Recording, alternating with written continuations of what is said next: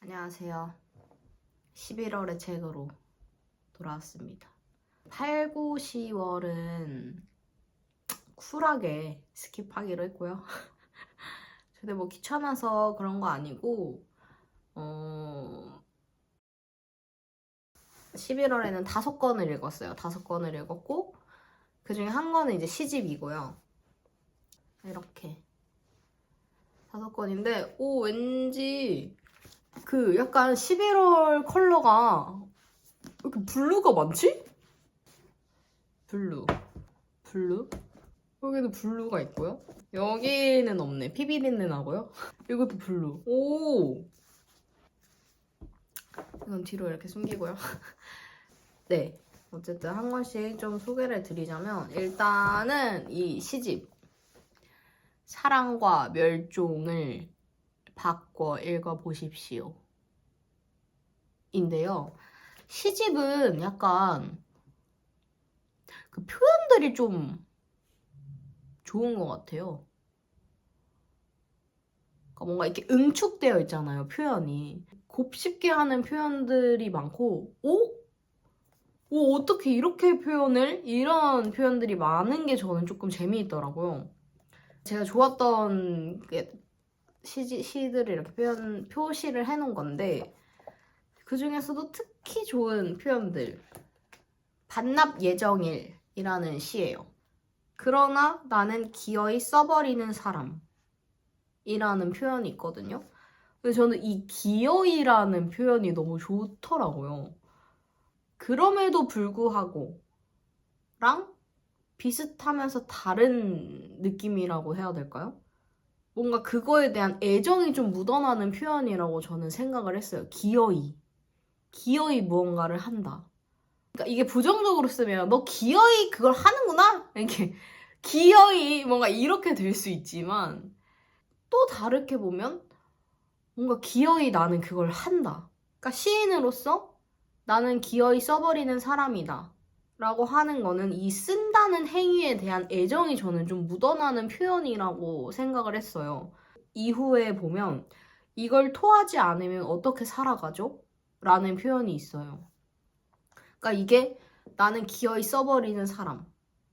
따다다다닥 가서 이걸 토하지 않으면 어떻게 살아가죠? 그렇기 때문에 저는 기어이 씁니다. 라는 표현인데 이게 너무 공감이 되면서 너무 좋더라고요. 그러니까 뭔가 저도 제가 뭔가를 자꾸 이렇게 표출하고 표현하고 하는 이유가 그러니까 토하지 않으면 어떡해? 그래서 저는 이게 모든 창작자들의 마음이 이런 마음 아닐까?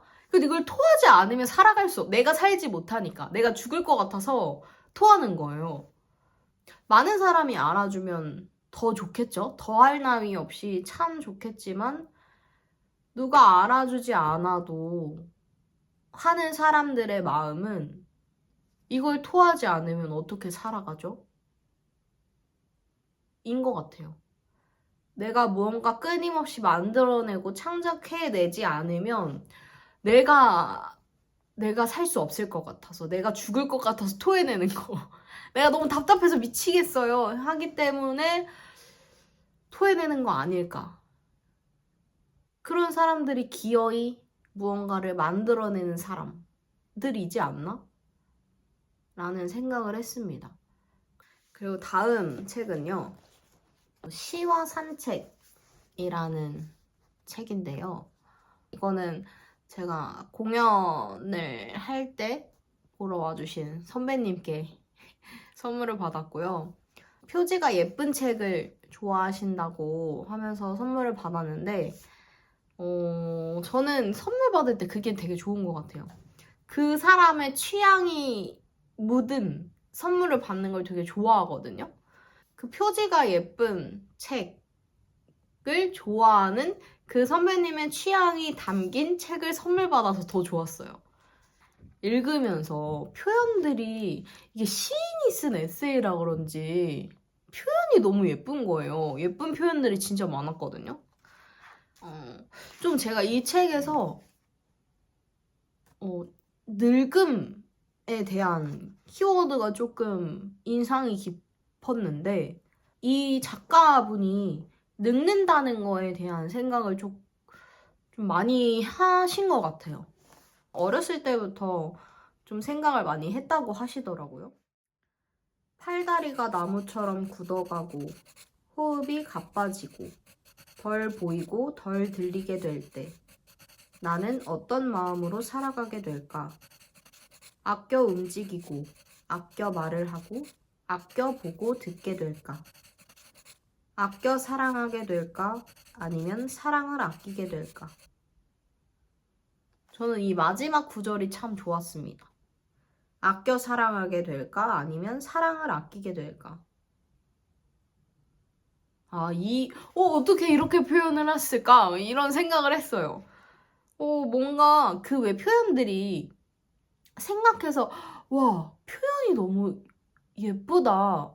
그러니까 표현 자체가 예쁜 표현이 있고, 들었을 때 뭔가 음감이 되게 좋다라는 표현들이 있거든요.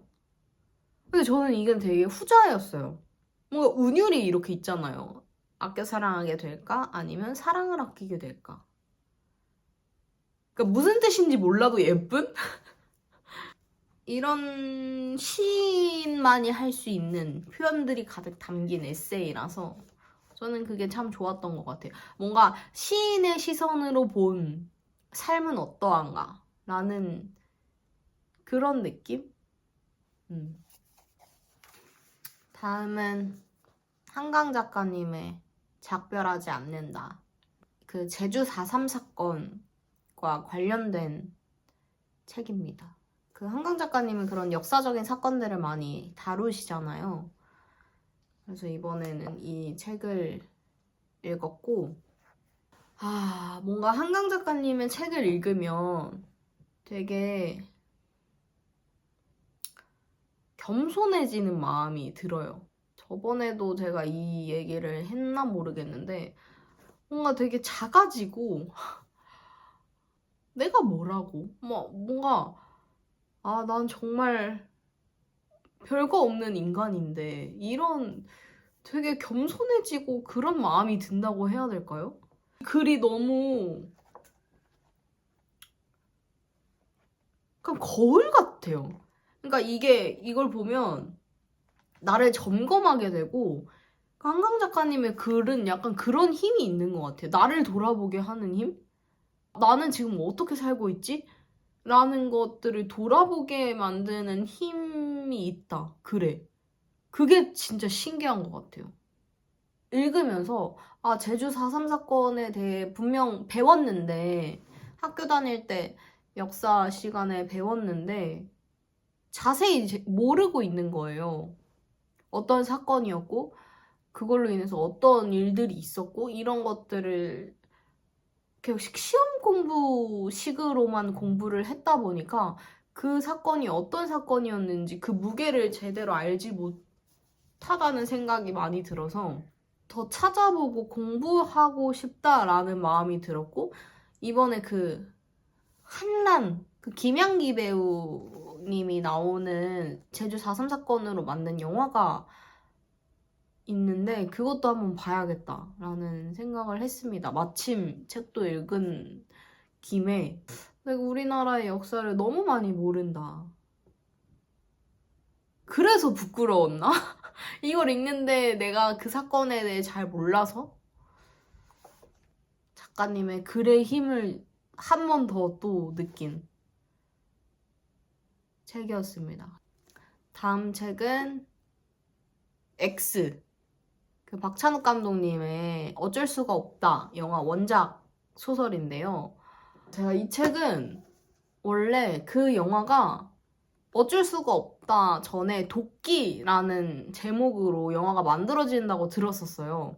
그래서 그때 만들어진다는 얘기를 듣고 원래 구매를 하려고 하다가 이제 막 사놓고 안 읽는 책들이 많으니까 또 그럴까봐 읽을 때 사야지 하고 있다가 절판이 된 거예요.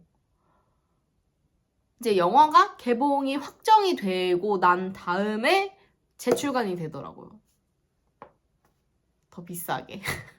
더 비싸게 재출간이 됐고 근데 또 이상하게 저 그런 고집이 있거든요.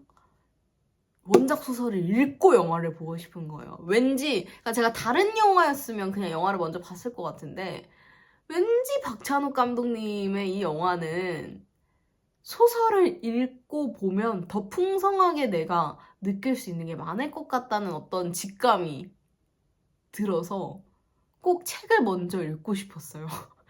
이게 9월에 개봉했나? 9월에 개봉했을 거예요. 9월에 개봉했는데 제가 9, 10월 동안 연극 준비한답시고 책을 이렇게 잘 안 들어오니까 안 읽히니까 못 읽고 있다가 이러다 상영이 끝나겠다 싶어가지고 연극이 끝나자마자 이 책부터 아마 읽었던 것 같아요. 이 책부터 빨리 읽고 영화를 봐야겠다 싶어가지고 이제 영화를 보신 분들도 다들 아시겠지만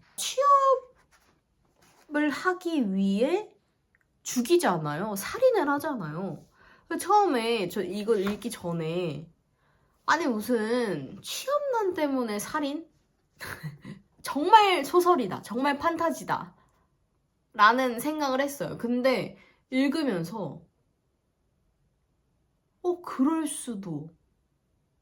그러니까 정말 그럴 수도 있다고 생각한 건 아니지만 그러고 싶은 마음이 들 수도 있겠다. 사람이 먹고 사는 문제가 달린 것만큼 예민한 게 없을 것 같고 그만큼 이게 그냥 판타지, 그냥 소설, 그냥 꾸며낸 이야기가 아니라 되게 보편적인 감정을 건드린다는 생각이 드는 거예요. 그래서 그 뒤에 그 박찬욱 감독님의 추천사가 있거든요. 어떤 이론서보다 자본주의 체제에서의 노동자의 처지를 정확하게 묘사한 이 소설을 무릇 월급쟁이라면 다 읽어야 한다고 나는 생각합니다. 이것을 원래 각색해서 영화로 만들고 한국 개봉명을 모가지로 하면 어떨까 생각 중입니다. 우리는 모가지 나라 같다라고 말하니까요. 손날로 목을 쓱 긋는 신용을 하면서 말이죠. 모가지 나라 같다 해서 모가지가 될 뻔했다는 도끼도 아니었네요. 도끼도 그 도끼 전에 모가지였네. 제목이 모가지에서 도끼 이 X가 도끼라는 뜻이니까 모가지에서 도끼에서 어쩔 수가 없다. 많이 순화하셨네요, 감독님이.